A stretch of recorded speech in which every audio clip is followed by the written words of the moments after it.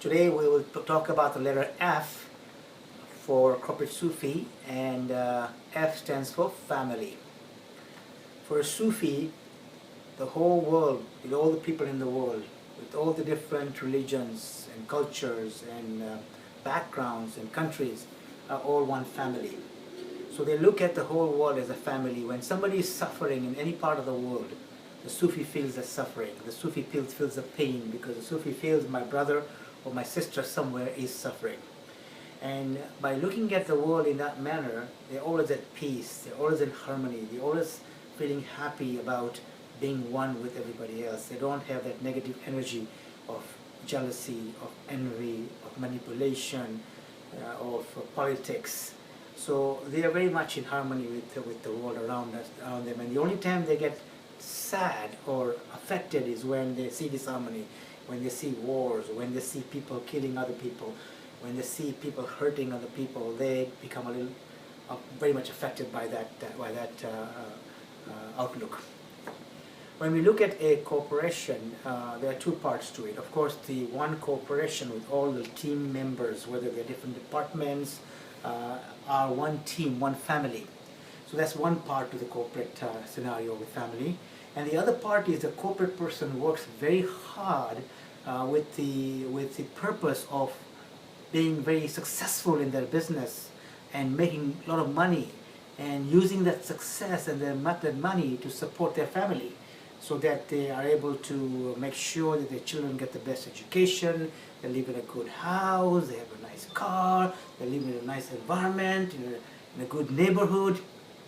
Unfortunately, what they forget is that they're so engrossed in business that they have no time for the family.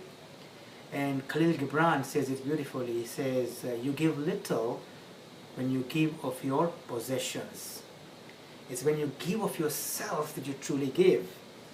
And what the children need, of course they need the money, they need the nice schools, but they also need you. They need your time, they need your love, they need your attention and security that you provide as a parent. And so I think it's the harmony, it's the balance that sometimes gets missed out in terms of getting too engrossed in the material world and forgetting that importance of that value of time. And when the kids grow up, then you lose them, then they're no longer with you, then it's too late. And the day you're dying, the regret will not be that you didn't spend too much more time in your business, but the regret will be that you were not there for the family who ultimately is part and parcel of you in the journey of life.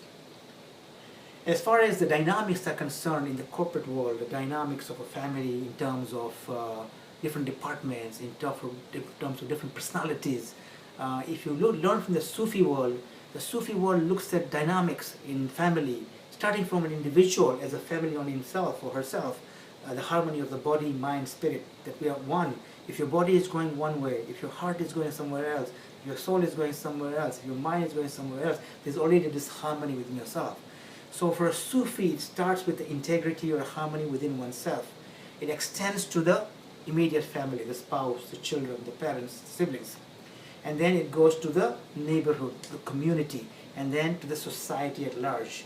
And the Sufis look at different personalities, different approaches to life as a strength, not a weakness. They look at diversity as a strength. They admire pluralism, different ways to the same truth. Whereas, and similarly in the corporate world, when a corporate leader does the same thing, whereby looks at different strengths of different people in their teams as a strength, not a weakness. They look at diversity as a positive, not a negative. And they're able to harness that deep talent that every individual brings to the table. They have a very powerful team. And it applies to all stakeholders as well, which includes the suppliers, the customers, the shareholders, the board, everybody in it. If you take an example of a sports team, like take a football or a soccer team, where you have a center forward, a midfield, a defender, a goalie, they all bring different talents to the team.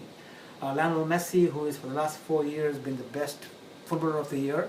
We don't know what's going to happen this year in January, but so far it's been him for the last 4 years.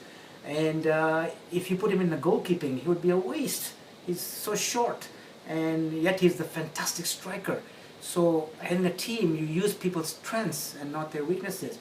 And coming back to the idea of family, in a family, one can also use people's strengths. A wife can bring a different strength to the table with her emotional background and different strengths. Her husband can bring a different talent to the whole team. The children bring their own strengths. And when you use that, then you have a powerful synergy, which brings us back to the corporate Sufi approach of the harmony of business, balance, and beyond.